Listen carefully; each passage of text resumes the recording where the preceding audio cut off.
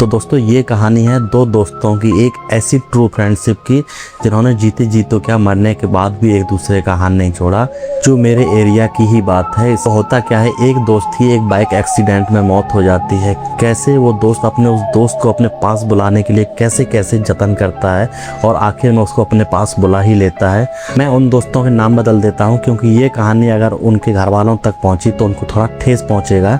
इस वजह से मैं उन दोनों का नाम बदल देता हूँ। तो मैं नाम रख लेता हूँ दीपक और रोहन। तो उस केस में होता क्या है, दीपक और रोहन दो एक ऐसे मित्र थे जो कई सालों से एक दूसरे के साथ रहते थे। वो क्या है, घर के आसपास ही रहते थे, ज़्यादा दूर उनका घर नहीं था। तो उनकी मित्रता इतनी घनिष्ठ हो जाती है कि वो हर चीज़ साथ में ही करते थे।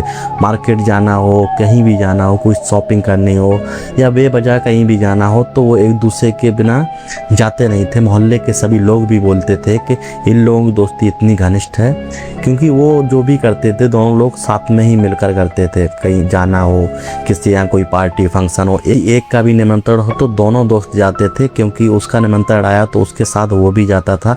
अगर रोहन का आया तो दीपक जाएगा, दीपक का आया तो रोहन। कहने का मतलब ये है कि वो कोई भी काम अकेले नहीं करते थे। सुबह सोकर उठने के बाद रात के 10 बजे तक उन लोगों का हर चीज़ साथ में ही होता था।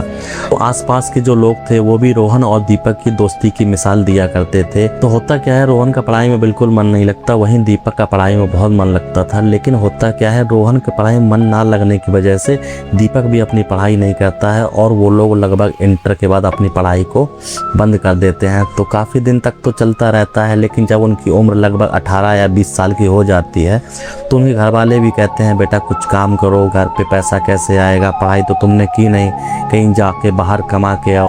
तो वो घर से दूर जाना नहीं चाहते। तो ऐसे में वो क्या करते हैं, जो टेंट वाली दुकानें होती हैं उनमें टेंट लगाने का काम हो गया या फिर पूड़ी बेलने का काम हो गया या फिर कहीं पे जाके रोड लाइट का काम हो गया, तो इन सब में वो डेली जाते थे और 400-500 रुपये कमा के लाते थे। लेकिन रहते थे वो साथ में ही।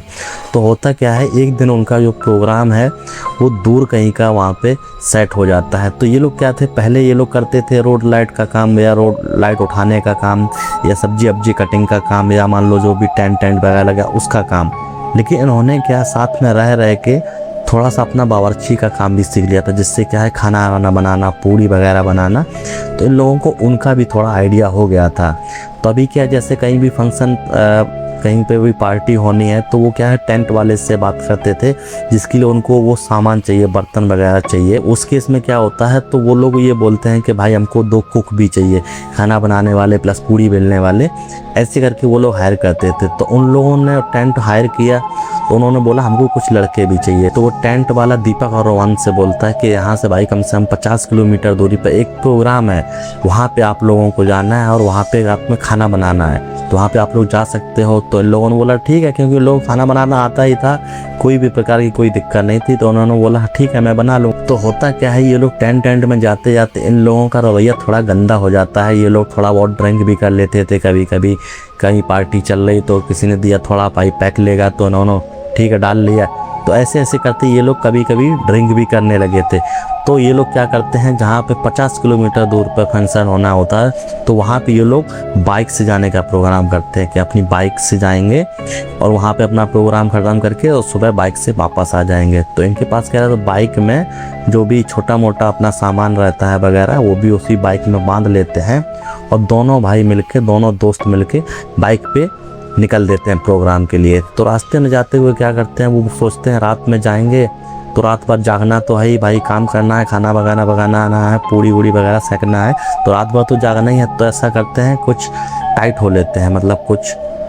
तो ये लोग क्या करते हैं, रास्ते में ही एक ठेका मिलता है तो वहाँ पे बैठ के ये लोग शराब पी लेते हैं। तो ड्रिंक करने के बाद ये लोग वहाँ से निकल देते हैं और अपने जहाँ पे इन लोगों की पार्टी बंधी थी वहाँ पे पहुँचने लगते हैं। तो घर से लगभग 20-30 किलोमीटर दूर निकलने के बाद घनघोर काली रात, चारों तरफ कोई नहीं, दूर दूर गाँव, तो बीच में क्या है सुनसान जगह मिलता है जिसकी वजह से ये लोग थोड़ा डरने लगते हैं। लेकिन इन्होंने दारू पी रखी तो इनको इस वजह से कुछ भी समझ में नहीं आ रहा कि कहाँ जा रहे कहाँ नहीं जा रहे। लेकिन एक डर तो रहता ही है, एक बाइक चला रहा था और एक पीछे बैठा था। डर की वजह से ये लोग अपनी बाइक की स्पीड को थोड़ा बढ़ा देते हैं। तो लगभग बाइक की स्पीड रहती है 80 से 100 के बीच में, क्योंकि उनको पता रात में खाली रोड रहता है, 80-100 की स्पीड हम लोग आराम से चला सकते हैं। लेकिन उनको ये अंदाज़ा नहीं था कि रास्ते में जा रहे हैं वहीं पे आगे एक पतली सी पुलिया मिलेगी।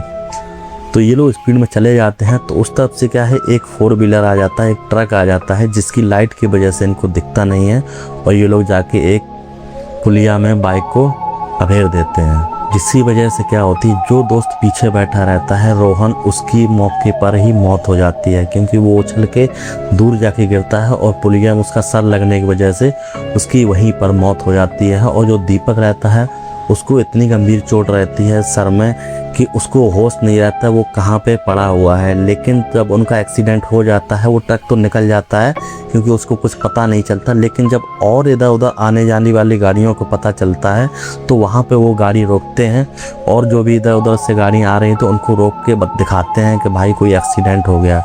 इस केस में लोग देखते हैं तो वो क्या करते हैं, पुलिस को फ़ोन करते हैं। उस एरिया में जो भी थाना लगता था वहाँ से पुलिस की एक गाड़ी आती है, उन दोनों को उठा के अस्पताल में भर्ती करती है। तो देखते हैं कि एक जो लड़का था उसकी वहीं पर मौके पर मौत हो गई थी, लेकिन एक जो दीपक था उसकी अभी सांसें चल रही थी।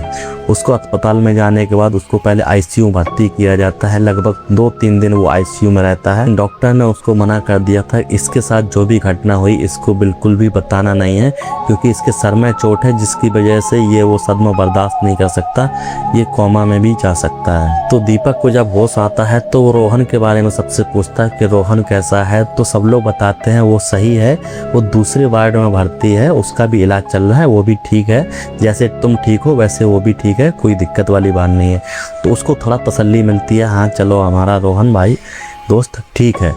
तो ऐसे लगभग 1 हफ्ता बीत जाता है। अब दीपक की क्या है, छुट्टी होने वाली होती है। जैसे दीपक की छुट्टी होती है उसको लेके वो लोग अपने घर जाते हैं। जब घर पे पहुंच जाते हैं तो वो लोग बोलते हैं मैं तो घर पे आ गया, तो क्या रोहन घर पे आया कि नहीं, तो वो लोग बोलते हैं हाँ घर पे ही आ गया। तो ऐसे चलते चलते लगभग उनका 10 दिन हो जाता है। तो वो बार बार पूछता है कि रोहन कहाँ है कहाँ नहीं, क्योंकि ये चलने फिरने भी लगा था।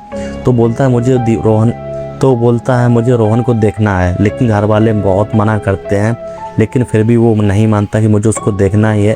तब मजबूरी में आके ये लोग उसको बता देते हैं कि रोहन की मौके पर ही मौत हो चुकी थी। इतना सुन के दीपक शौक में आ जाता है और वो बहुत ज़्यादा घबरा जाता है, लेकिन वो अपने आप को कैसे भी करके अपने आप को कंट्रोल करता है। लेकिन होता क्या है, वो उस सदमे से इतना दुखी हो जाता है कि वो क्या करता है, जब भी अपने घर में अकेला बैठता है तो पता नहीं अजीब अजीब बात करता है, अजीब अजीब हरकतें करता है। वो रात के अंधेरे में किसी से अकेले अकेले बातें करता है, कमरे बंद करके वो कहीं जाता नहीं, किसी से मिलता नहीं जुलता नहीं, कहीं भी नहीं जाता है। वो बस अपने कमरे में बैठ के पता नहीं कि अपने आप ही कुछ बड़बड़ाता रहता था। तो ये सोच के तो घर वाले सोचे कि भाई सर में चोट लगी है, अभी उसको डिस्टर्ब ना किया जाए, वो धीरे धीरे सही हो जाएगा। तो होता क्या है, एक दिन उसके पापा उसके रूम में जाते हैं तो देखते हैं दीपक किसी से बात कर रहा था। बहुत ही डरावनी नज़रों से अपने पापा की तरफ देखता है। तो उसके पापा सोचते हैं कि अभी बीमार है, अभी इससे ज़्यादा परेशान ना किए जाए। वो उस बात को वहीं पर इग्नोर कर देते हैं। और ऐसा ही होता है, दीपक किसी से अकेले अकेले ही बातें करता है। तो उसकी माँ उसके पास जाती है और पूछती बेटा तुम किससे बात कर रहे हो। तो वो बोलती है मैं रोहन से बात कर रहा हूँ। की माँ बोलती है तू पागल हो गया क्या, रोहन तो मर चुका है, तू रोहन से कैसे बात कर रहा है। तो दीपक बोलता है नहीं रोहन मरा नहीं, ये तो सामने ही तो बैठा है, मैं इससे बात कर रहा हूँ, वो मुझसे बात कर रहा है। तो दीपक बोलता है कि माँ मुझे मेरा दोस्त बुला रहा है। सोचिए एक मरा हुआ दोस्त अपने जिंदा दोस्त को ऐसे बुलाए तो वो सीन क्या होगा। तो ये सुन के उसकी माँ बहुत ज़्यादा घबरा जाती है। तो उसको क्या करती है, झाड़ फूंक वालों के पास ले जाती है, डॉक्टर के पास ले जाती है।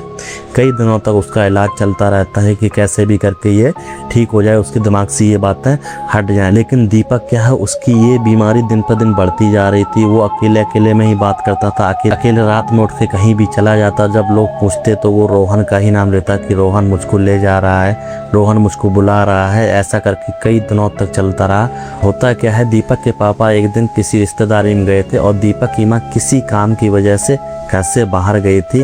और इतने में ही दीपक क्या करता है, वो सीढ़ियों से जाते हुए अपने 2nd फ्लोर पर जाता है और जो चारों तरफ जो पैराफिट वॉल बनी रहती है वो उस पर चढ़ जाता है। एक वाल रहती है जिसमें सरिया से निकले हुए रहते हैं। तो वो क्या करता है, उसी वाल पर छलांग लगा देता है। तो उस वाल में जो सरिया निकले हुए थे वो उसके पेट में घुस जाते हैं और दीपक की वहीं पर मौत हो जाती है। और आखिर में रोहन दीपक को अपने पास बुला ही लेता है। ये कहानी थी 2 दोस्तों की जिन्होंने जीते जीतो क्या मरने के बाद भी एक दूसरे का साथ नहीं छोड़ा। तो ये वीडियो आपको कैसा लगा, वीडियो अच्छा लगा तो वीडियो को लाइक करना, चैनल सब्सक्राइब करना। मिलते हैं नेक्स्ट वीडियो में। जय हिंद, जय भारत।